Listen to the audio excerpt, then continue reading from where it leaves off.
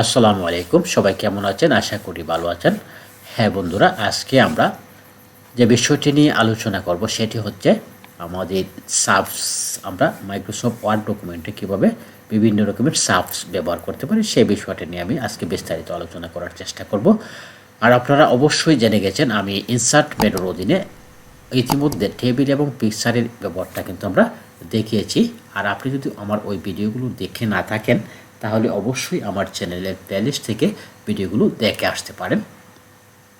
তার আগে আরেকটি কথা, আপনি যদি আমার চ্যানেলটি এখনও সাবস্ক্রাইব করে না থাকেন তাহলে অবশ্যই একটা সাবস্ক্রাইব করে ফেলুন এবং পাশে থাকা বেল আইকনটি বাজিয়ে দিন। যাই হোক বন্ধুরা, আমরা শুরু করব আজকের মূল আলোচনাটি।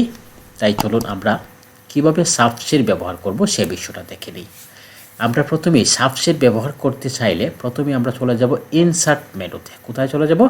ইনসার্ট মেনুতে। ইনসার্ট থেকে ইনসার্টে একটা ক্লিক করার পর এখানে দেখুন রয়েছে সাবস অপশন। এই সাবস অপশন বা সাবস মেনুতে একটা ক্লিক করব, তাহলে দেখুন এখানে অসংখ্য সাব কিন্তু দেখা যাচ্ছে। অসংখ্য সাব এখানে রয়েছে। এখান থেকে আপনার পছন্দ মতে যে কোনো সাবস কিন্তু ব্যবহার করতে পারবেন। আমরা সাপোজ প্রথমে একটা রেক্টেঙ্গুলার নিয়ে আসলাম। দেখুন এটার উপরে ক্লিক করার পরে কিন্তু আমাদের মাউসের পয়েন্টারটা কিন্তু অন্যরকম হয়ে গেল, প্লাস বাটনের মতো হয়ে গেল। এই অবস্থায় থাকা অবস্থায় আমরা মাউসের ক্লিক করে মাউসটাকে একটু ড্র্যাগ করব। মাউসটাকে একটু এরকম ড্র্যাগ করলাম, দেখুন আমার একটা চাপ কিন্তু তৈরি হয়ে গেল। চাপটা কিন্তু অলরেডি একটা কালার সহ তৈরি হয়ে গেল।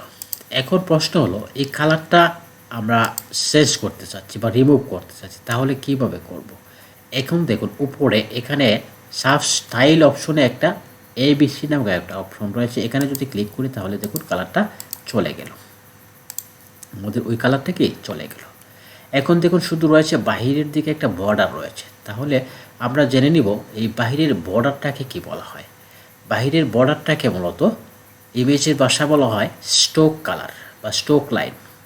এই স্ট্রোক লাইনটাকে আমরা একটা কালার যদি দিতেছি, অর্থাৎ বর্ডারে যদি আমরা একটা কালার ব্যবহার করতেছি, এখানে কিন্তু গ্রিন একটা কালার ডিফল্ট অবস্থায় চলে আসছে। আমরা চাচ্ছি এই কালারটাকে আমরা পরিবর্তন করব। তাহলে কিভাবে পরিবর্তন করব? দেখুন এখানে রয়েছে সাব আউটলাইন নামক একটা অপশন রয়েছে। এখানে যদি আমরা একটা ড্রপ ডাউনে যদি একটা ক্লিক করি তাহলে দেখুন এখানে একটা কালার ফ্ল্যাট চলে আসছে। এখান থেকে আপনি চাইলে কালারটা ইউজ করতে পারেন। আরেকটি বিষয় দেখুন, এখানে আউটলাইনটা রয়েছে, এটা কিন্তু একটা চিকন অবস্থা রয়েছে। আপনি চাচ্ছেন একটু মোটা করবেন, তাহলে কীভাবে করবেন?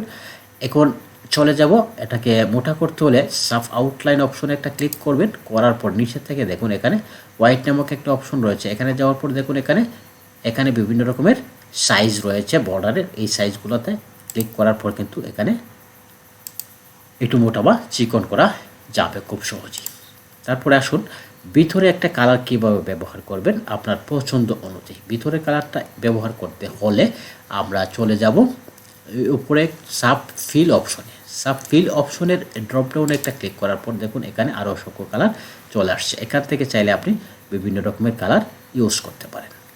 তারপরে যদি চান মোর কালার, এখান থেকে আরও কালার যদি চান, দেখুন এখানে আরও অনেক ধরনের কালার রয়েছে। এই কালারগুলো কিন্তু আমরা এখান থেকে চাইলে ইউজ করতে পারি। দেখুন যে কালারের উপরে আমরা ক্লিক করছি সেই কালারটি বক্সে চলে আসছে। তারপরে যদি ওকেতে ক্লিক করি তাহলে এই কালারটাই কিন্তু এখানে চলে আসবে। চলে আসলো এই ফিল কালারটি। আমরা চাচ্ছি এখন আমরা এখানে ফিল কালারটা ব্যবহার করব না, এই কালারটা এক রকমের কালার ব্যবহার করব না, আমরা চাচ্ছি গ্রেডিয়েন্ট কালার। গ্রেডিয়েন্ট কালারটা কীভাবে ব্যবহার করব? তাহলে আবার চলে যেতে হবে সাব ফিল অপশনে। সাব ফিল অপশন থেকে যে নিচে রয়েছে দেখুন পিকচার রয়েছে, পিকচারও এখানে নিয়ে আসতে পারবেন।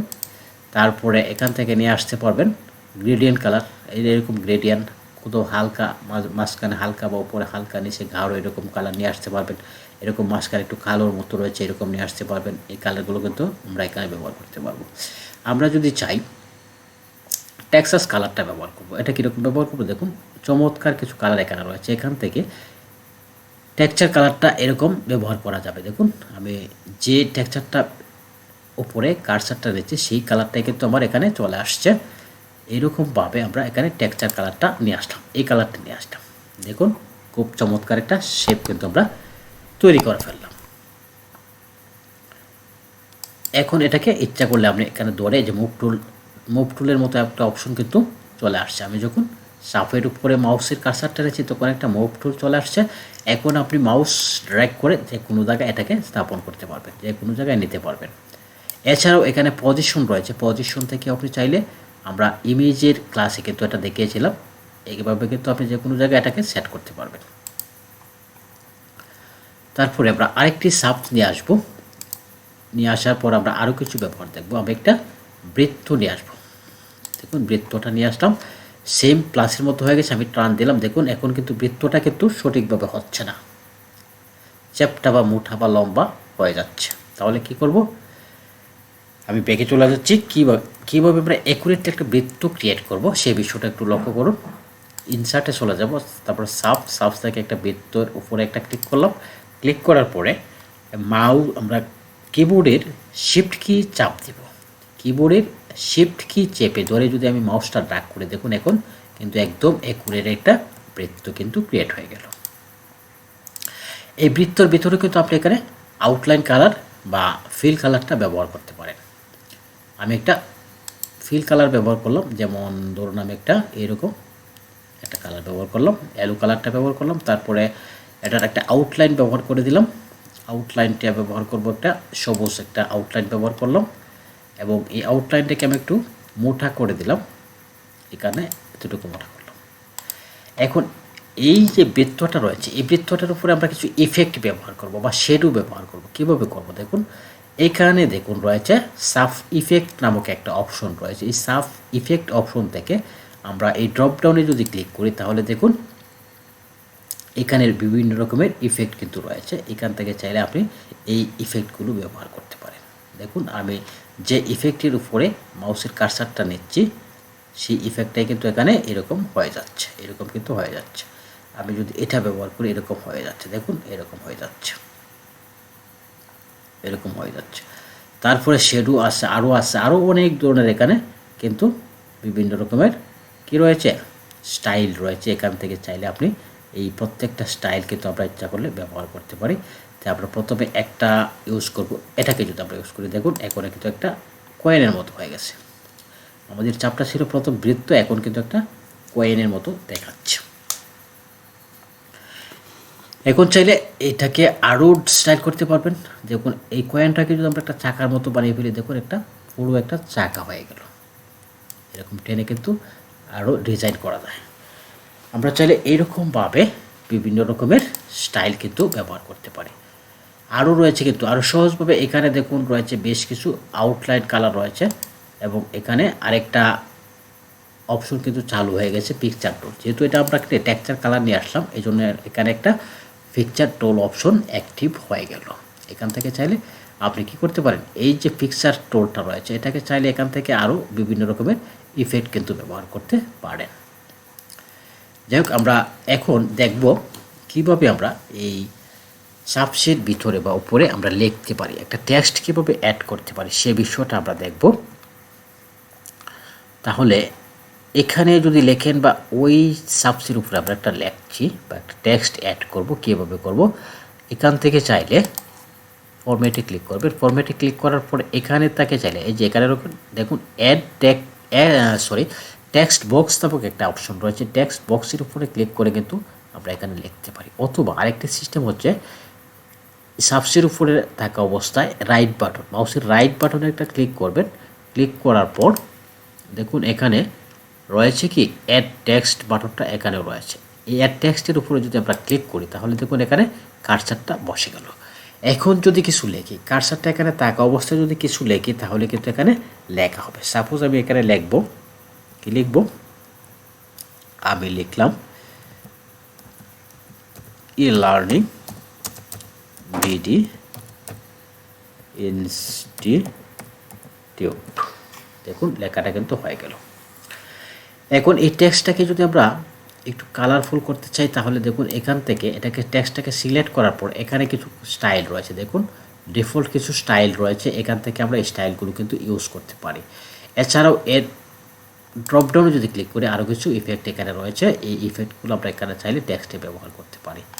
আপনি যদি এগুলো ব্যবহার করতে না চান, এখানে আরও কিছু কালার রয়েছে, এখান থেকে কিন্তু আমরা এই কালারগুলো ইউজ করতে পারি, এই কালারগুলো কিন্তু আমরা ইউজ করতে পারি এখান থেকে।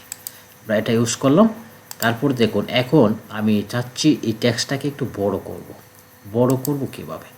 টেক্সটটাকে যদি আপনি বড় করতে চান তাহলে কীভাবে করবেন? দেখুন এখানে টেক্সটের সাইজ নামক কোনো অপশন কিন্তু এখানে নাই। তাহলে টেক্সটের সাইজকে যদি আপনি বড় করতে চান তাহলে চলে যেতে হবে হোম মেনুতে।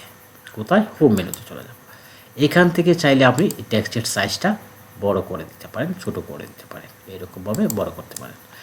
এখন এখান থেকে আবার ফন্টের স্টাইলটাও কিন্তু চেঞ্জ করতে পারেন। এরকম স্টাইল কিন্তু দিয়ে আসা যাবে।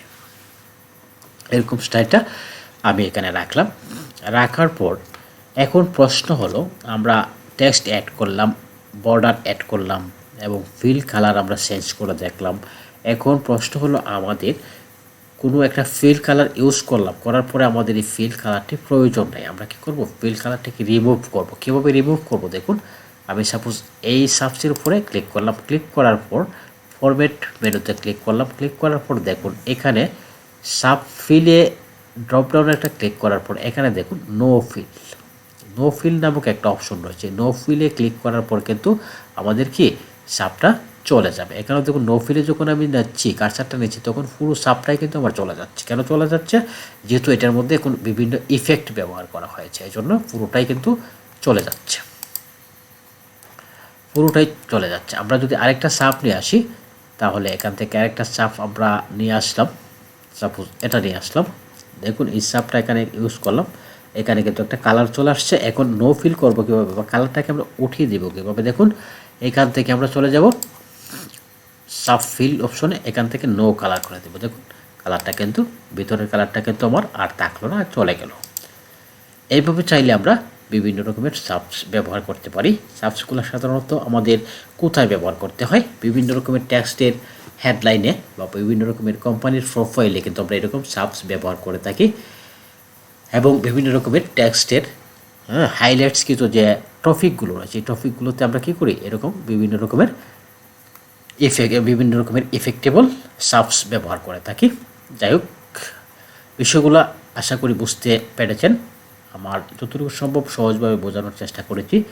যাই ভিডিওটা যদি আপনার ভালো লাগে থাকে তাহলে অবশ্যই একটা লাইক দিতে বলবেন না। এতক্ষণ সাথে থাকার জন্য সবাইকে অসংখ্য ধন্যবাদ।